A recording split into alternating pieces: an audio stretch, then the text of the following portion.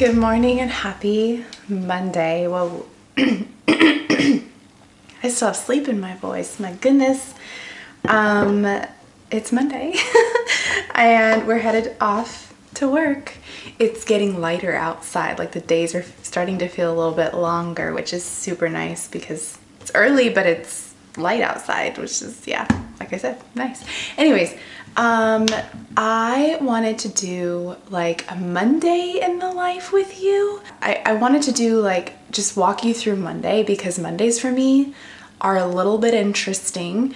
I don't see students on Mondays. However, I do have a lot of meetings. I do a lot of paperwork. I do a lot of prepping, and I do a lot of AAC like consultation, observations, assessments, things like that.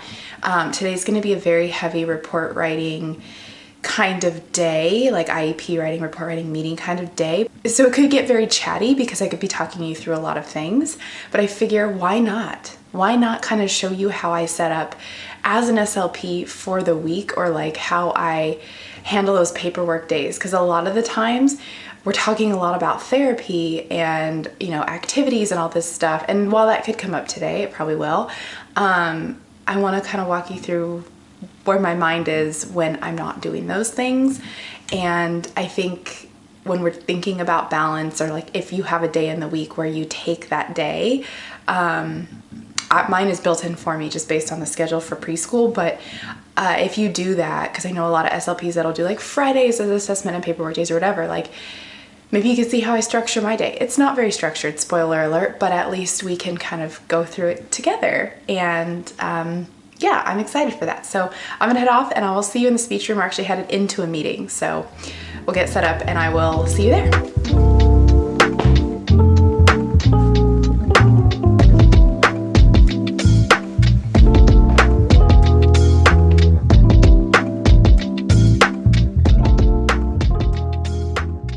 Okay, I'm just waiting for my computer to turn on so I can log into this Zoom meeting. It's just a team meeting. It's not an IEP with like everybody that works for preschool. They do these, do they do them once a month? Once every 2 months? Something, I think it's once a month. They've been doing them this year, which is kind of nice because then we get to check in with people. You know, for me, I'm at multiple sites, so I still have a lot of contact with like other sites, and I know how multiple sites are doing things. I mean, 2 sites, but still. Whereas for the teachers, everybody's at a different site, so makes it nice. Makes it really nice for them to like get to collaborate and regroup.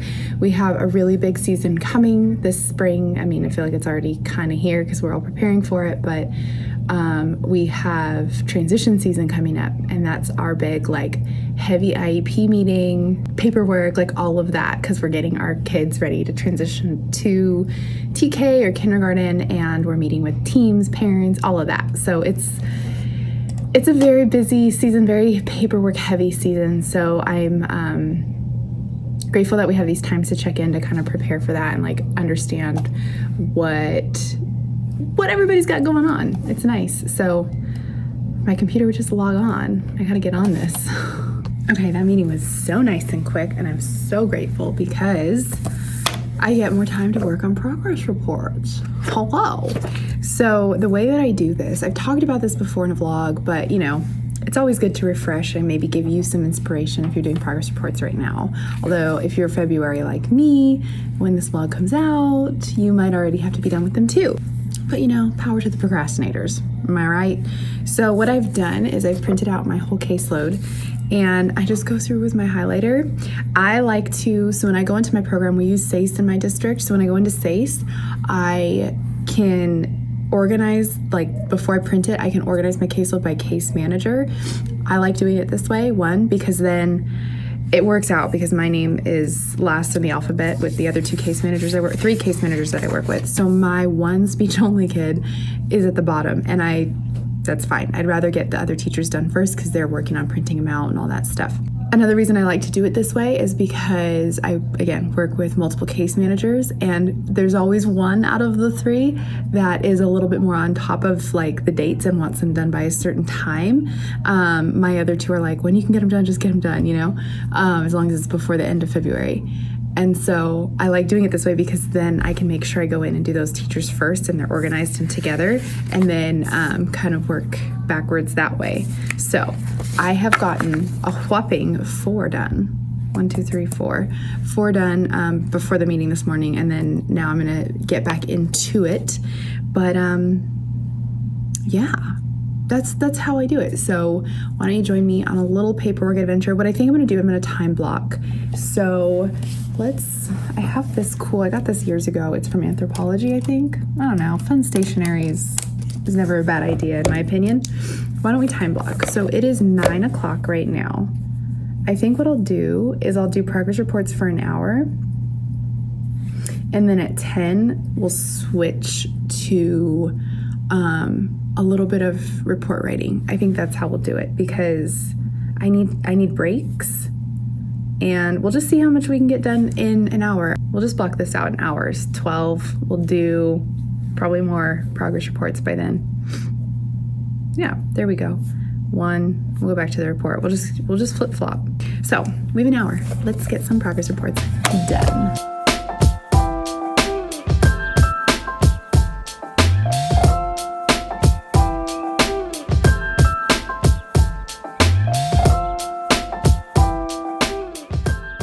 If there's anything I'm used to, it's that things don't go according to schedule, even on a day where I'm like completely, seemingly in control of what I'm supposed to be doing.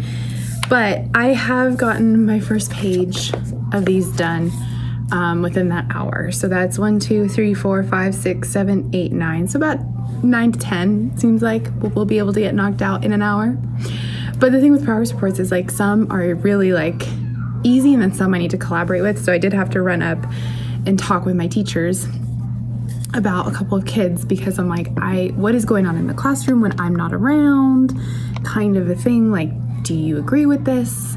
I don't know. It's helpful for me to like just kind of soundboard some of these things. But yeah, so progress reports are well underway, which feels good. Want to start working on a report, and this specific report is for a student that is on my caseload. I have been trialing specifically Proloquo to go with him in the classroom for the last, I guess, 6 weeks for me to have like thoroughly like trialed and seen how things are going and seen if he's, interested in using a device. Sometimes we need more time. This is kind of one of those situations where we're doing a lot of aided language modeling, and it's taken about 4 weeks now for him to start like just touching the device, and he's shown an awareness to it, but he's now tolerating it being like around him a little bit more, which is fun because he's like interested a little bit more in all of that. And so I'm writing this report just to kind of document what we've been doing, what I'm observing, and it's basically going to show that we want to continue having strategies along with AAC in place for him as a support, as an accommodation for him.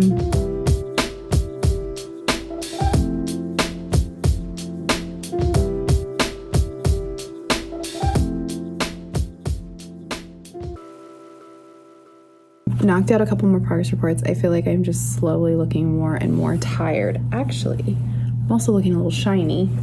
I got these finally. My Slippa always has these oil absorbing sheets on her, so she always loans them to me. I should probably just give her a box because she supplies them for me all the time.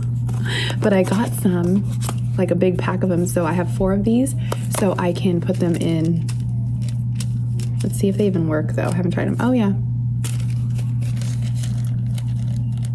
Welcome to the vlog where I just get real with you. Me and my oily skin. Yeah, I was feeling a little greasy. Hold on, I'm getting a phone call. Need to answer. Sorry, life of an SLP. You get calls from teachers, you have to take them because we're, especially with progress reporting time, like we're in like heavy collaboration mode. And earlier I had a question about a progress report for a student. I was like, okay, long story short, the student's not meeting the objective. She's a fairly new student. And I was like, am I doing something wrong? So I went up to talk to the teacher. I'm like, is she meeting your objectives? Like, I need to know what's going on. And I couldn't remember because I have multiple sites, like lots of students, double the amount that the teachers have and on their caseloads. And so like, plus I'm not here all the time. Like, it's just hard to keep my brain here when I have other things, whatever. Excuses, right? But anyways, so I went up there and I was like, she's not meeting this objective for this goal. Like, are you seeing the same things in the classroom? And so we were talking about it, and it was kind of like agreed upon, like, no, yeah, we're not seeing that progress, whatever. So I put a pin in it, went to lunch, or, ate with the teachers, came back. I've been working on this other report now for a little bit, after finishing up a couple more progress reports, but then she just called me right now when I started talking to you and was like, she started late, like the student's objective. So basically what happened was, parents decided not to enroll a student. That happens, like right away, like right after she qualified. And so we are a month and a half behind where her objectives fall based on the IEP. This is where it gets tricky, being school-based, being in any field where you're like held to these legal dates, because now I'm reporting progress on a goal. So like, okay, these are arbitrary, but let's say it's August, you qualify for services, or your child qualifies for services, or you have a student that qualifies for services, but the parent decides not to enroll for whatever reason. No judgment, like I get it.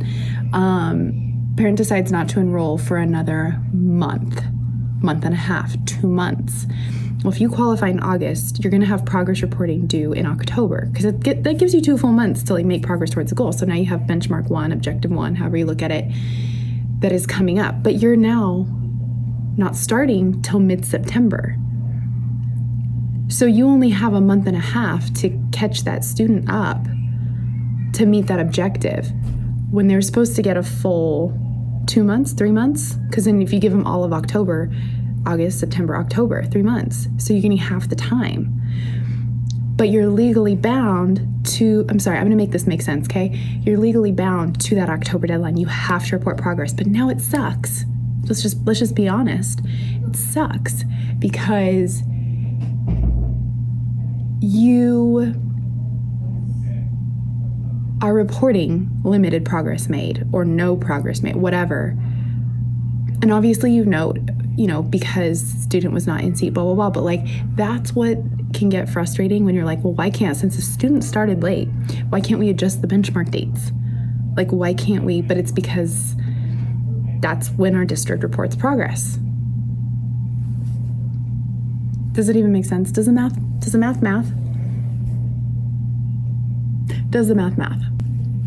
It's not that big a deal. It's really not that big a deal. But that's like where my brain is wrapping.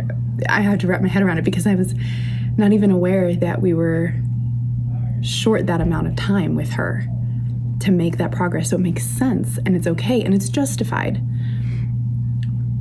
But I have to document it, And sometimes I feel bad because I'm like, yeah, they're not making progress, but it doesn't mean they won't. Never means they won't. I just don't like writing it.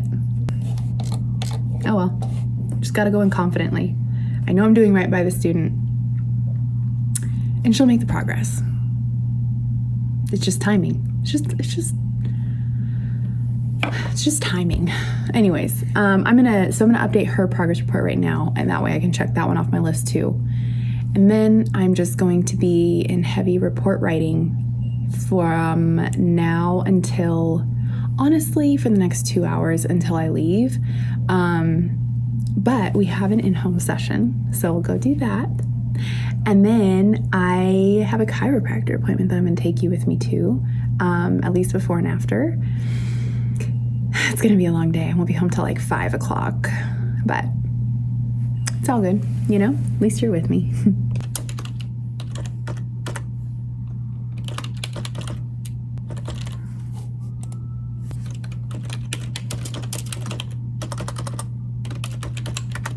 The most annoying thing just happened. There's the progress report. What's going on? One of the progress reports I was like spending extra time on because it's a gestalt language processor and there's just a lot going on like in terms of writing like details about what I'm observing. it was saved, it was ready. I told the teacher it was done, and she was like, hey, like, it's not showing that you did it. It didn't save. It told me it saved it. And even when I went back to check, it saved, but when I refreshed, then it didn't save. The system, SACE, just screwed me over. So she was trying to get them done by today, and she's like, don't worry about it. Just do it tomorrow when you get here. And I was like, thank you, because I have to go. But that happens. It happens to the best of us. Anyways, I'm gonna run to the restroom, and then we're gonna head to our in-home session. I have the power to choose. Yep, the power to choose. What?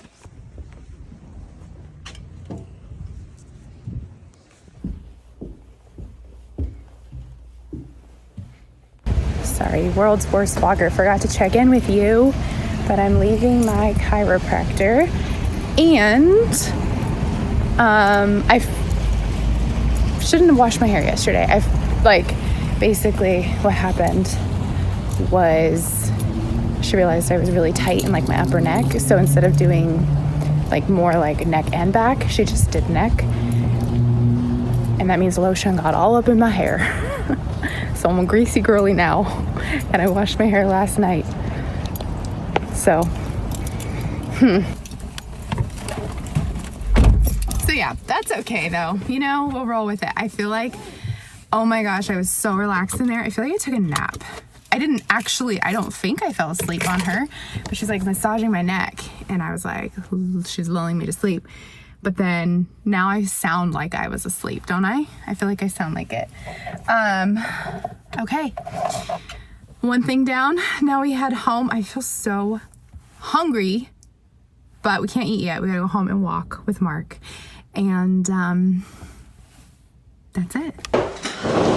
Home sweet home. And you know what we haven't done in a hot second is a little fun PR unboxing.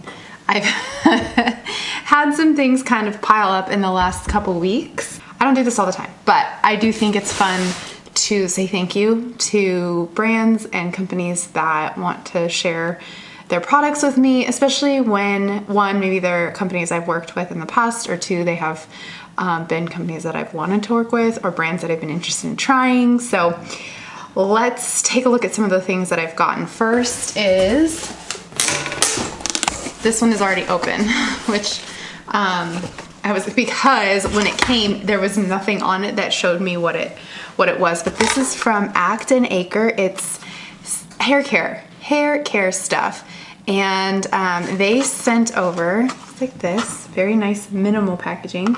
They sent a conditioning hair mask. I have felt like I was kind of dealing with a lot of hair loss right around Christmas time. I had been noticing it for a couple months. Like every time I showered, it was like crazy amounts of hair. So I changed up my shampoo, and I've just been really trying to be more like aware of what I'm putting in my hair and what I'm eating and stuff when it comes to that. We have a salicylic acid scalp exfoliator. This is honestly probably what I need. So when they reached out, I was like, I'll look into it. They had some good reviews on Sephora and pretty good things in their products. So I definitely am excited to try them out. And then they also sent cold processed stem cell scalp serum, which this is what really intrigued me. It's something that protects hair follicles, hydrates and supports hair follicle health. Really stoked, really grateful to try Act and Acre. So yay. So there's that unboxing. My friends over at L'Occitane sent like the sweetest self-care package. I was so excited to get this because they sent a 5-minute journal, which I've always been super intrigued by this. This is actually something that was inspirational to me when I created my journal. Just the idea of like taking at least 5 minutes a day to write things down. And I love that it has prompts. It has fill in the blanks, like little self-commitments. So it's really sweet and fun. And I love the linen cover. This is my dream. So I got one of those, which is super sweet of them to send with the big version. I use this almost every time I shower, which every night I put this on my feet. It's the dry skin foot cream, which in the winter time, sorry, but my feet be needing it. So super grateful that I got a big one of those because I do use that a lot. And then something else I use a lot, which they sent more of, is their L'Occitane Immortelle Divine. This is, I believe, the face cream. I use this. It's a day cream, I think, but I actually use this at night sometimes, not every night. I kind of alternate with my Primally Pure, but it is really, really good. It's really good for like fine lines, helps with like firmness and all kinds of good things. And I do notice a difference with that. So I really love that. And then they sent their almond, I think, yeah, almond body lotion, which smells amazing. And then this was so exciting to me. It was a dream to get this PR. This is from Osea. They are a, I believe, California women-owned company. And I've wanted to try their skincare and their body care for so long now. So I was just like floored that they wanted to send me PR. I was so grateful. So thank you, Osea. But this sweet little box has a, I think it's a vegan leather bag. I don't remember where I saw that, but just a little makeup bag, which honestly, this is so fun and minimalistic. And I use these bags a lot for my makeup, for my skincare, whether I'm traveling or just like honestly in my work bag. It's really nice to have extra of those to put any little things I need throughout the day in. Algae body butter. Ooh. Oh, this sounds delish. Oh my goodness. 10 points for packaging. Age-defying skin renewal, clinically proven, delivers 72 hours of hydration while targeting all signs of aging. To me, it smells like key lime pie. And it's, wow, this is nice. Oh my gosh. It's such a like smooth texture, not greasy at all, just like very smooth. That is, oh, that is nice. Okay, it looks like a cleanser, ocean cleanser, which is kind of perfect because I am low on, I think it's like a shower gel, right? What a fun time unboxing. I just wanted to include that because I wanted to say thank you to these brands. And also, you know, if you're looking for something for your hair or for your body, your skin, whatever. This is like a total skincare, self-care haul. That's it for our little mail time haul. Guys, I'm gonna be sore after the chiropractor. She warned me because my neck was so jacked up and I can already feel it. But I am gonna go change. Mark and I are gonna go on a little evening walk before we make dinner. So I will take you along for that. And then, yeah, we'll just kind of end off the day together.